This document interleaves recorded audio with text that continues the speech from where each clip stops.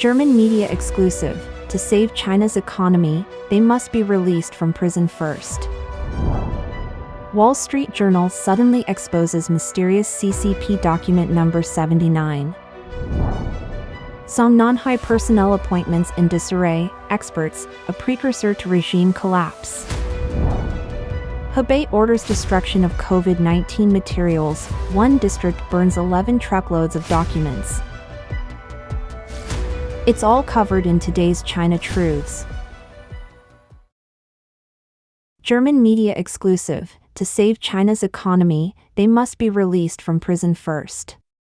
On March 8, the Chinese version of the Deutsche Welle (DW) website reported widespread anticipation for the Chinese Communist Party to roll out new initiatives aimed at rescuing the economy during this year's 2 sessions.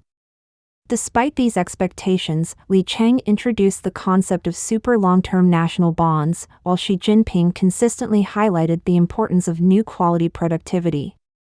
The question arises, can these measures and proclamations lead to tangible outcomes?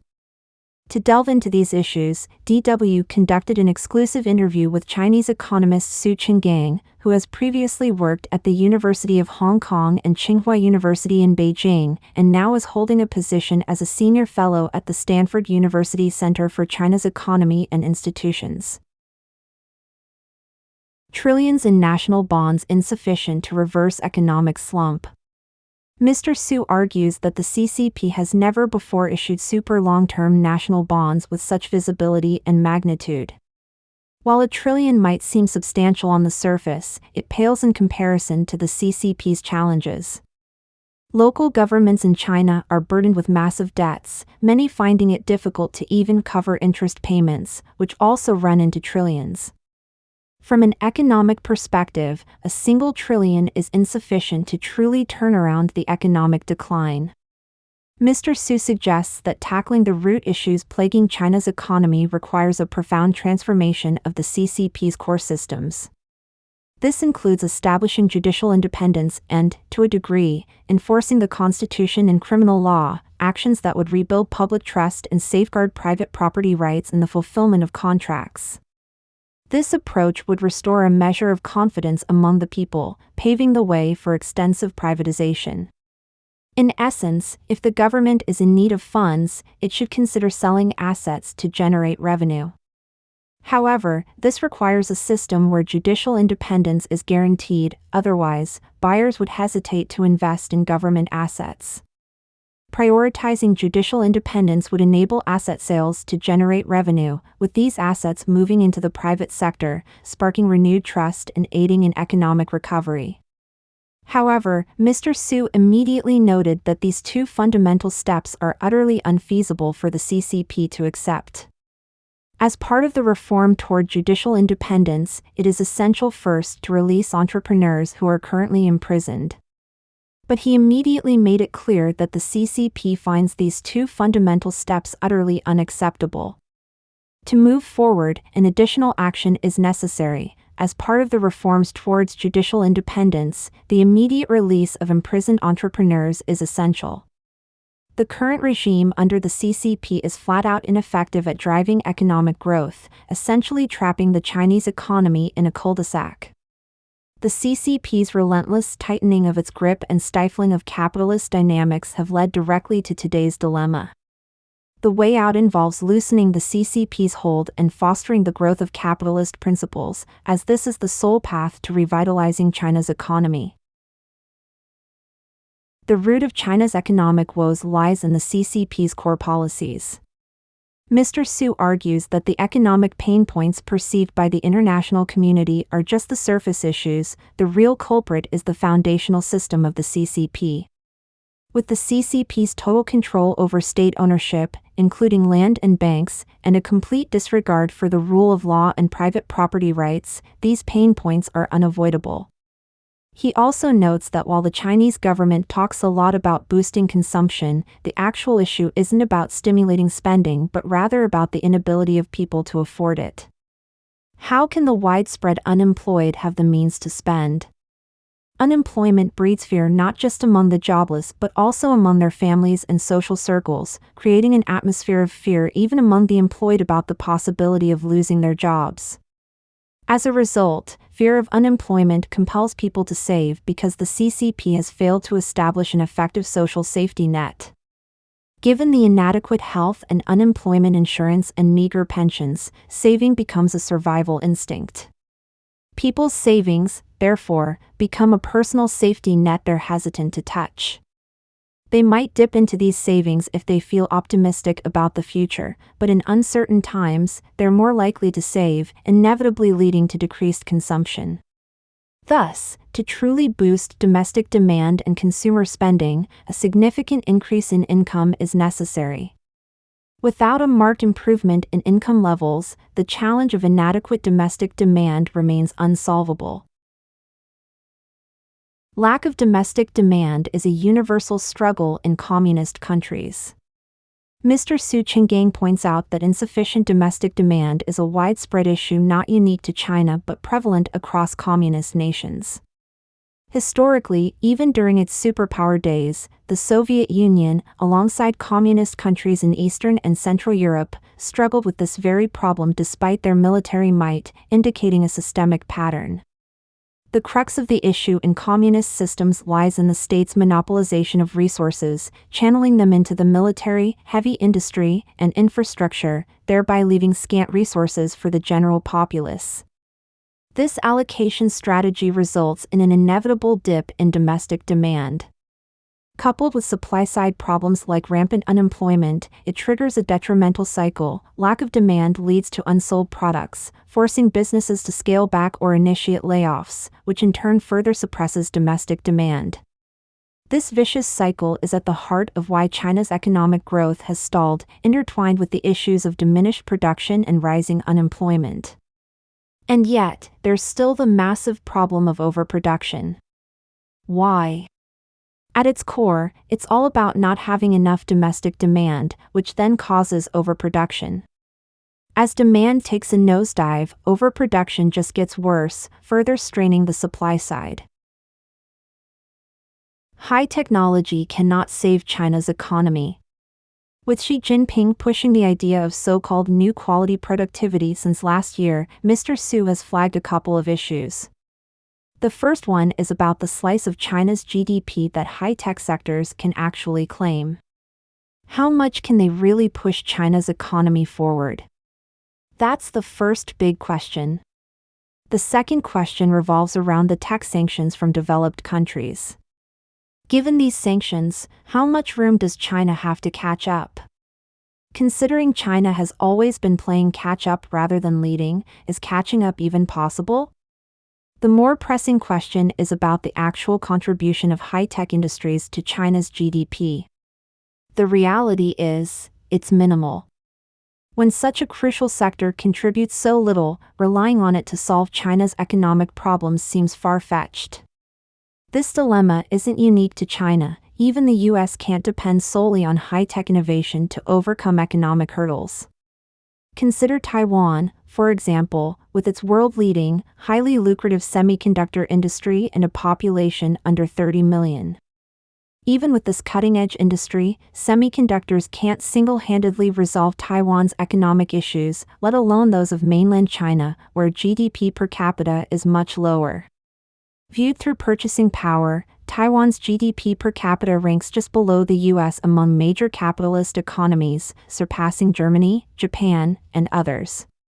Yet, despite this level of development, Taiwan cannot rely solely on its semiconductor industry to fix its economic problems, especially since it doesn't make up a significant part of its economy. This is even more applicable to mainland China. So, why is the CCP so focused on high tech? Because addressing economic challenges isn't their top priority. Instead, they're more concerned with military matters and developing tech for surveilling the public. Watch out for hyperinflation. So, how can Chinese folks find a ray of hope in such a bleak situation? Mr. Su stresses the need for readiness, both for individuals and businesses, given the prolonged uncertainty and looming economic downturn. On one hand, saving up, especially financially, is crucial, given the current deflationary trend. How's the Chinese government tackling this? Well, burdened with a massive debt load, it's constantly scrambling to bail out numerous failing businesses. But the big question is, where will the money come from? Take, for example, issuing trillions in super long-term government bonds. It won't do much good. With countless businesses on the brink of bankruptcy, each needing billions or trillions in rescue funds, the government simply doesn't have the massive resources required. Ultimately, when the government runs out of options, it'll resort to printing tons of money to ease the situation. But here's the catch: once the deflation eases, it inevitably leads to rampant inflation. Mr. Su emphasizes the need to be prepared and alert, warning against the misconception that the current state will last forever. While deflation might provide a temporary sense of security, it's not a desirable state that the government is eager to overcome. So, people need to brace themselves for the imminent arrival of inflation, which could spiral into hyperinflation. In early February this year, during an interview on the Don't Understand podcast hosted by Yuan Li, Mr. Su Qinggang highlighted a significant risk facing Chinese savers, hyperinflation, which has occurred before. When the communist regimes in the former Soviet Union and Eastern and Central European countries collapsed, hyperinflation suddenly emerged. In the face of hyperinflation, assets owned outright, such as real estate acquired through loans, offer some protection. Wall Street Journal suddenly exposes mysterious CCP Document No. 79. The Wall Street Journal reported on March 7 that American tech firms operating in China are facing alarming developments due to a confidential document from the Chinese Communist Party known as Document 79. Issued by the CCP in September 2022, Document 79, also referred to as Operation A, aims to delete American technology from China. The document is highly classified, accessible only to senior officials and executives, who are not allowed to copy it. It mandates state-owned enterprises in finance, energy, and other sectors to replace foreign software with domestic Chinese alternatives by 2027. Previously, foreign tech giants like Microsoft and Oracle provided such software, contributing to their profitability in China. The CCP is now advocating for self-reliance in critical sectors, such as semiconductors, fighter jets, and basic commodities like grain and oil, to reduce dependence on Western technology. Hardware manufacturers like Dell, IBM, and Cisco Systems are primary targets, with Chinese companies like Lenovo replacing foreign products. Following the hardware focus, Document 79 turns attention to software. Issued by the State-Owned Assets Supervision and Administration Commission, SASAC, it applies to over 60 of China's largest 100 listed companies. They must report quarterly on their transition to Chinese software for email, HR, and business management.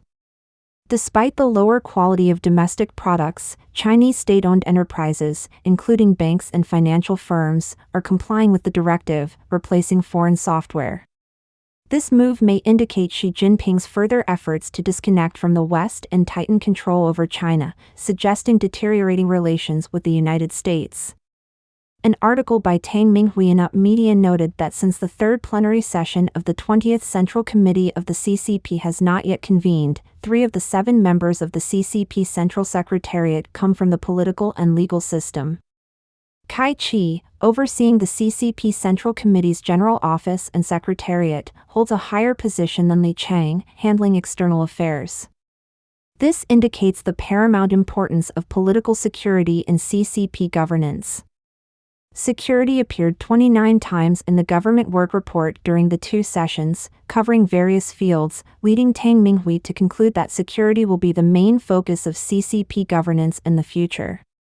In this context, Xi Jinping may expedite the decoupling from the West to ensure regime stability. Zhongnanhai personnel appointments in disarray, experts, a precursor to regime collapse. Recently, the Chinese authorities announced that this year's National People's Congress (NPC) won't address any personnel appointments or dismissals. This means that appointments like the new Chinese foreign minister or members of the Central Military Commission will remain unresolved. Economist and political commentator Li Hengqin remarked, skipping appointments during the two sessions indicates a lack of trust in individuals like Liu Jinchao, minister of the CCP International Liaison Department, or ex-Navy Commander Dong Jun. Their elevation by the CCP leader is just a temporary fix. It's pretty chaotic. Back in ancient China, during dynasty transitions, disorder was inevitable. On March 4, NPC spokesperson Liu Qingjian announced the cancellation of the premier's press conference for both Chinese and foreign journalists, breaking a tradition spanning over 30 years. Regarding this matter, Mr. Li Hengqin explained further, originally, the premier of the State Council held all powers except military control. From day one, Li Chang asserted that the State Council is the central executive organ. Only by voluntarily stepping down could he earn Xi Jinping's trust. Li Hengqin also highlighted the disorder in CCP personnel appointments as a sign the CCP is trying to hide the truth using any means necessary. Everything can be obscured with lies. Their main concern is the regime's stability, which is why officials from the top down are pushing the narrative of China's economy to maintain the regime's legitimacy. Feng Chengyi, associate professor of Chinese studies at the University of Technology Sydney, believes the CCP regime has abandoned the rule of law, with the CCP leader acting as an unchecked dictator.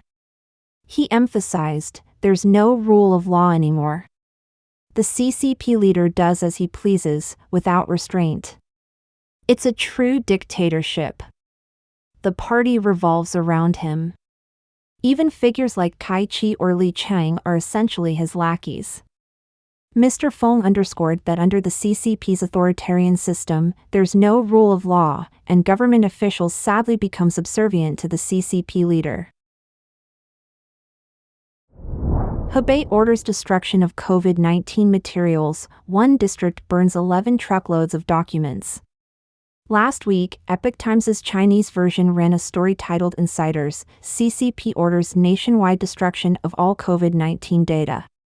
It reported that Mr. Chen from Changsha, Hunan Province, shared information from a friend in a local hospital leadership position, revealing that the Chinese Communist Party government mandated the destruction of all COVID-19 related data nationwide. This includes records of the entire anti-epidemic efforts and vaccination records. The directive is to erase all data without a trace, including wiping computer records. Mr. Liu, a resident of Hebei Province, recently confirmed to Epoch Times that this report has been widely circulated in mainland China. He added, in the latter half of last year, around September or October, I learned from leaks by local government officials that the district government was secretly disposing of all paper documents related to COVID-19 prevention.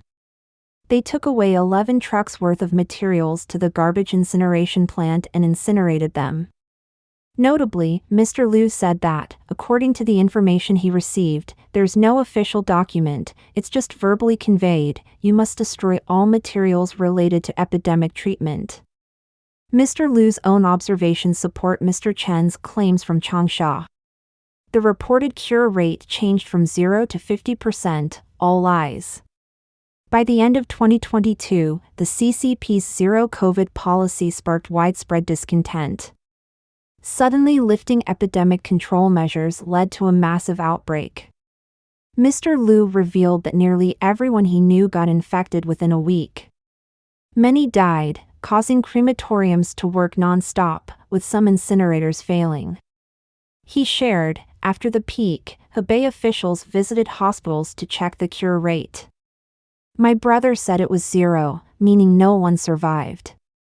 Hospital staff suggested 20%, but the province said, that's too low, let's write 50%. It's all a fake. Mr. Liu stated that many in their unit attributed their colleagues' illness and death to receiving the Chinese COVID-19 vaccine, as it was unusual for such a young person to experience such a condition. When they asked the doctors, they were brushed off with a smile. He noted similar cases, with people developing high blood pressure and numerous lung nodules without explanation. Mr. Wang from Zhejiang informed Epoch Times that according to his friend, who serves as the deputy director of the hospital, there are numerous patients experiencing symptoms such as colds, fever, and white lungs, resulting in a significant increase in the death rate.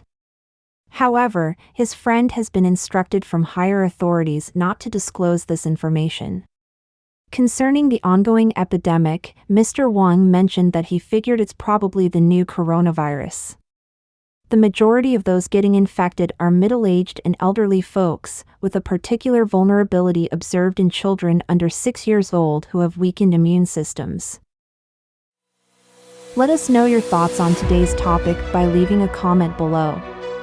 If you found this video helpful, please share it with a friend. It inspires us to continue creating more quality and reliable content. Don't forget to like and subscribe for more interesting insights from China Truths. Thanks for tuning in.